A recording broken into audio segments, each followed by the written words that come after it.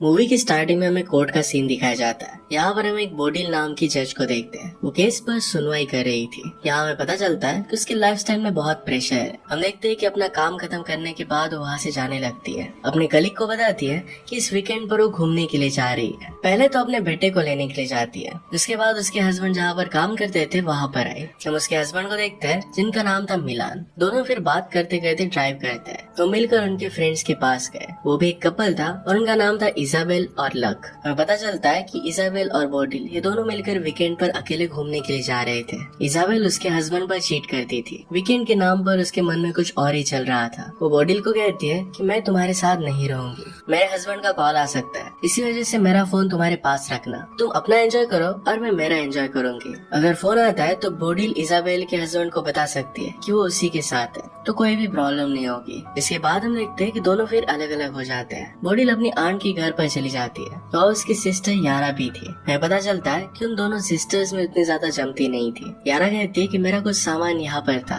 वो लेकर मैं यहाँ से जा रही हूँ। वो फिर वहाँ से चली गई। इजाबेल एक होटल के कमरे में रहती है। वहाँ पर वो बहुत एंजॉय करती है। बोडिल की कॉन्फ्रेंस थी और वहाँ पर गए। वहाँ पर वो अपने और इजाबेल दोनों के मोबाइल से फोटो खींचकर मिलान और लक को भेज देती है ताकि उनको लगे कि वो साथ साथ है। यहाँ पर प्रेजेंटेशन शुरू होता है। वहाँ पर हमारा और एक मेन कैरेक्टर जिसका नाम था सैमुअल ये प्रेजेंटेशन दे रहा था। बोडिल उसके प्रेजेंटेशन से काफी इम्प्रेस थे। जब वो प्रेजेंटेशन दे रहा था तो बीच बीच में बोडिल का फोन बजता है। इससे सैमुअल की नजर उस पर पड़ती है। प्रेजेंटेशन के बाद हम देखते हैं कि सैमुअल और बोडिल एक दूसरे से बात करने लग गए थे। दोनों के बीच में एक अच्छी बॉन्डिंग हो जाती है। इसके बाद तो दोनों बोट राइडिंग के लिए जाते हैं। बोडिल फिर उसे अपने घर पर लेकर गए। एक दूसरे के साथ तो इंटीमेट होते हैं और बहुत सारा टाइम अच्छे से स्पेंड करते हैं। दूसरी तरफ हम देखते हैं कि इजाबेल भी एक बार में जाती है और वहाँ पर एंजॉय कर रही थी। वहाँ पर एक आदमी को पैसे देती है। ये पैसे उसने किस लिए दिए थे इसका राज हमें मूवी में आगे पता चलेगा। दूसरी तरफ हम देखते हैं कि बोडिल अपने घर पर आने के बाद फिर से फोटोज क्लिक करती है। अपने हस्बैंड मिलान और लक को भेज देती है। अगली सुबह हम देखते हैं कि बोडिल को लक का कॉल आता है। बोडिल ने फोन उठाया और लक को कहती है कि इजाबेल नहाने के लिए गई है।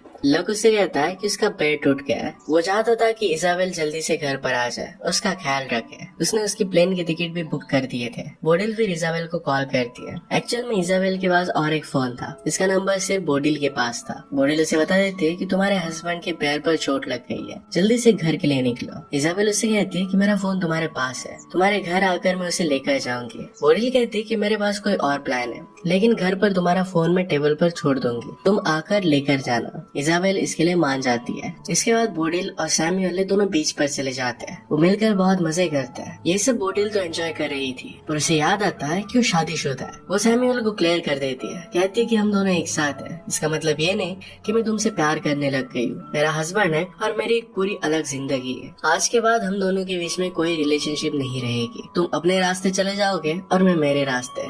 इस बात पर सैमुअल थोड़ा सा उदास होकर वहाँ से चला जाता है। इसके बाद बोडिल जब अपने घर पर आती है तो देखती है तो वहाँ पर बहुत सारा खून गिरा हुआ था। घर का सारा सामान बिखरा हुआ है। वहाँ पर वो इजाबेल की बैग देखती है तो काफी डर जाती है। डायरेक्टली पुलिस को कॉल करती है। जब पुलिस आते हैं तो बोडिल के साथ पूछताछ करने लगते हैं। बोडिल झूठ कहती है कि इजाबेल और वो साथ में ही थे, लेकिन कुछ काम से वो बाहर चली गई थी। जैसे ही घर पर आए तो ये सब देखा। पुलिस यहाँ से ब्लड सैंपल वगैरह इकट्ठा कर चले जाते हैं। पुलिस के जाने के बाद बोडिल मिलान को कॉल कर बुला लेती है। कहती कि तुम लक को भी लेकर आना। बोडिल वही होटल में जाता है जहाँ पर वो रुकी थी ताकि वहाँ से कुछ इन्फॉर्मेशन निकाल पाए। वहाँ उसे कुछ भी पता नहीं चलता। इसके बाद उसे बार में बुलाती है जहाँ पर वो गई हुई थी। वो बहुत परेशान हो जाती है क्योंकि अगर इजाबेल का पता नहीं चला तो सारा शक उसी पर आएगा। शाम को मिलान और लक आ जाते हैं। अगले दिन जब पुलिस आए तो सबको बताते हैं कि हमने ब्लड सैंपल की जाँच की थी। हमें पता चला कि ब्लड इजाबेल का नहीं है। जब हमने उसका फोन ट्रेस किया तो हमें पता चला कि उसका फोन पूरे दिन पर घर पर ही था।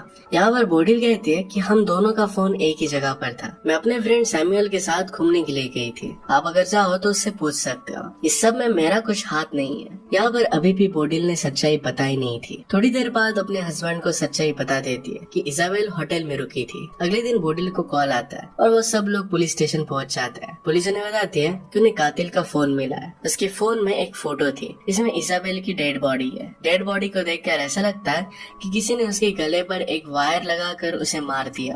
कातिल ने किसी को डार्क वेब पर मैसेज किया था और कहा था कि मेरा काम हो गया। यहाँ पर पुलिस को शक है कि किसी आदमी ने इजाबेल को मारने की साजिश की है। उसका यूजर नाम था ज़ैटकिन। ये सारे मैसेजेस डार्क वेब पर हुए थे और इसी वजह से पुलिस उसे ट्रैक नहीं कर पाती। नेक्स्ट सीन में हम लक को देखते हैं जो काफी दुखी हो गया था। अगले दिन पुलिस बोडिल को कहती है कि हमने सैमुअल से बात की थी और उसने आपको पहचानने से मना कर दिया है। इससे पुलिस का बोडिल के खिलाफ शक और भी गहरा होने लगता है। सब सुनकर बोडिल बहुत ही ज्यादा परेशान हो जाती है और अंदर से टूट जाती है। नेक्स्ट हम देखते हैं कि बोडिल के घर पर एक कुरियर आता है। इसके अंदर एक बुक थी। ये बुक लक ने लिखी हुई थी। यहाँ पर बोडिल बहुत परेशान थी और इस बुक को नहीं पढ़ती। ये किताब छोड़कर वो चली जाती है। जब रात में सब लोग मिलकर डिनर कर रहे थे तो यहाँ पर लक भी था। अपनी पुरानी बातों को याद कर रहा था। इजाबेल ने उसे जो मैसेज किए थे ये वो दिखा रहा था। वो बहुत ही ज्यादा दुखी था। यहाँ बोडिल उसे सारी सच्चाई बता देती है कि इजाबेल उसके साथ नहीं थी। वो अलग अलग होटल में रह रहे थे।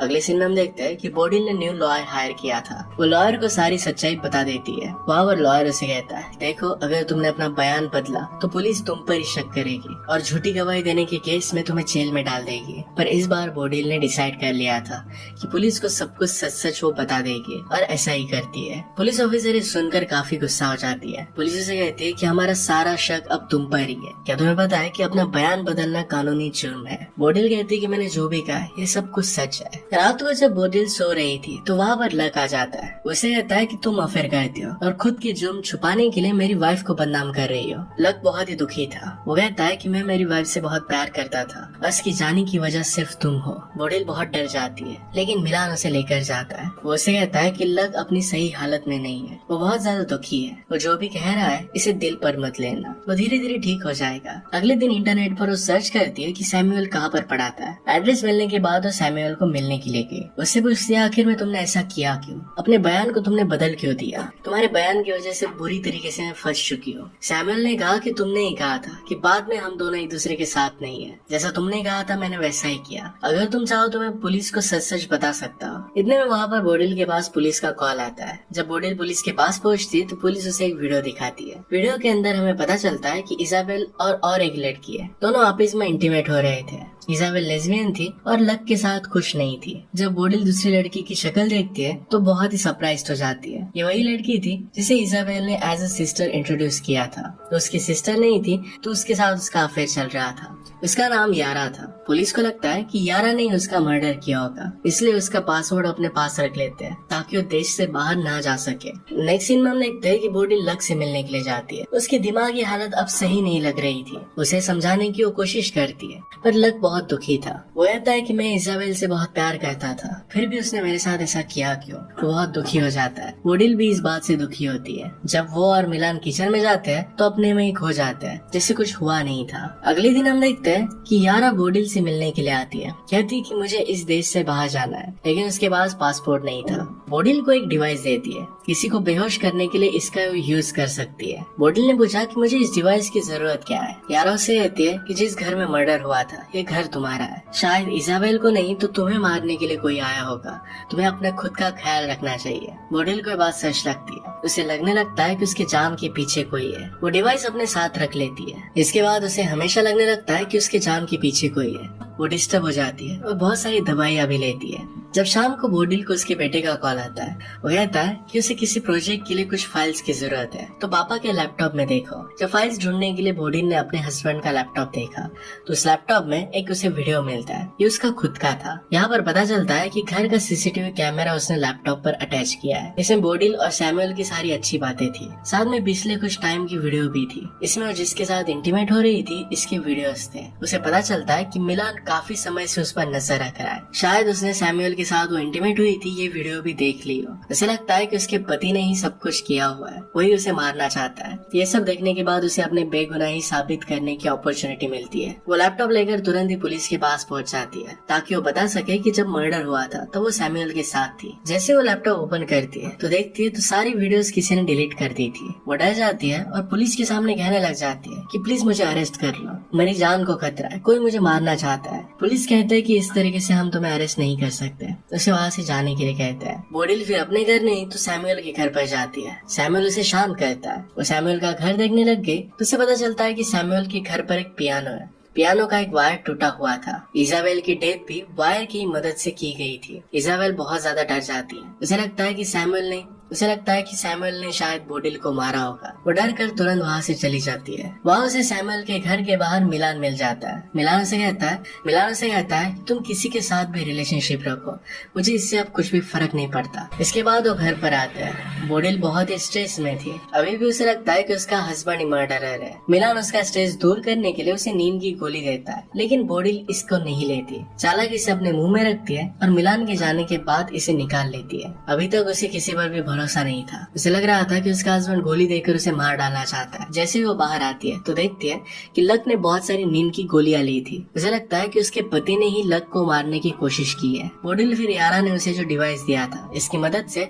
अपने हस्बैंड को बेहोश कर देती है। पुलिस को फिर फोन करने के लिए जाती है। उसे लगता है उसके हस्बैंड ने सब कुछ किया है। मिलान उसे समझाने की कोशिश करता है कि उसने ये सब नहीं किया, पर उसकी बात नहीं सुनती। उसे वहाँ पर एक बुक मिलती है जो लक ने लिखी थी। लक अपनी किताब जैड के नाम से लिखता था। बोडिल को याद आता है कि जिस यूजर ने डार्क वेब पर किसी को मारने का कॉन्ट्रैक्ट दिया था उसका यूजर नेम जैड की नहीं था। इसका मतलब है लक ने ही सब कुछ किया है। तभी वहाँ पर लक आ गया। वो बोडिल से कहता है मेरी बीवी की जगह पर तुम वहाँ पर होनी चाहिए थी। जो भी हुआ उसकी जिम्मेदार सिर्फ तुम ही हो। मैं तुम्हें नहीं छोड़ूंगा। लक उसे मारना चाहता था ताकि उसे लग रहा था कि वही इजाबेल को भड़का रही है। बोडिल मौका देखकर वहाँ से भाग जाती है। लक उसका पीछा करने लगता है। बोडिल भागते भागते समुद्र के किनारे भागने की कोशिश करती है। लक को तैरना नहीं आता था, फिर भी वो पानी में डुबकी लगा देता है। इसका फायदा बोडिल उठा लेती है और पानी में डुबा कर मार देती है। जब यहाँ पर पुलिस आती है तो सब कुछ सच्चाई उन्हें बता देती है।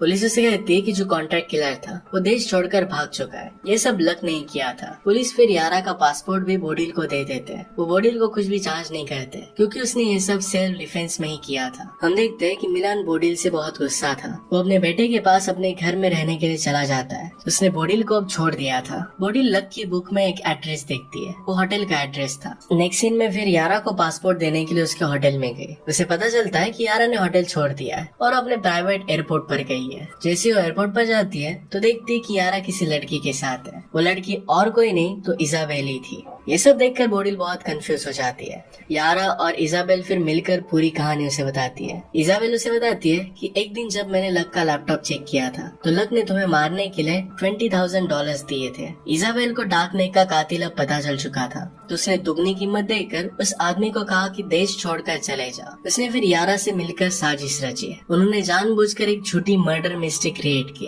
ताकि लक से वो छुटकारा पा सके। उन्होंने सारी फेक फोटोज निकाली थी ताकि पुलिस को लग सके कि इजाबेल की डेथ हो चुकी है। डार्क नेट की आईडी भी उन्होंने ही क्रिएट की थी। बोडिल के घर पर पार्सल भी उन्होंने ही सेंड किया था ताकि बोडिल जब इसे पढ़े तो पुलिस को सब कुछ बता दे। उन्हें पता था कि अगर उन्होंने बोडिल को सब कुछ पहले ही बता दिया तो उनका साथ नहीं देगी क्योंकि वो जज है और उसे हमेशा लीगल चीजें अच्छी लगती थी। बोडिल फिर यारा को उसका पासपोर्ट दे देती है। वो प्लेन में बैठकर चली जाती है। हम देखते हैं कि बोडिल को सैमुअल का कॉल आता है। वो उसे लाइक करती ही थी तो उसी के पास चली जाती है। इसी के साथ ही मूवी एंड हो जाती है। अगर आपका इसमें अच्छा लगता है तो प्लीज लाइक और कमेंट जरूर कर दीजिएगा। मैं बहुत सारी मूवीज लेकर आते रहता हूँ तो प्लीज चैनल को सब्सक्राइब कर दीजिए और बेल नोटिफिकेशन आइकन दबाना मत भूलिएगा। हम फिर से मिलेंगे और इन नए के साथ। तब तक के लिए थैंक यू और आप अपने आप का ख्याल रखिए। आपको यह मूवी कैसी लगी नीचे कमेंट में जरूर बताइए।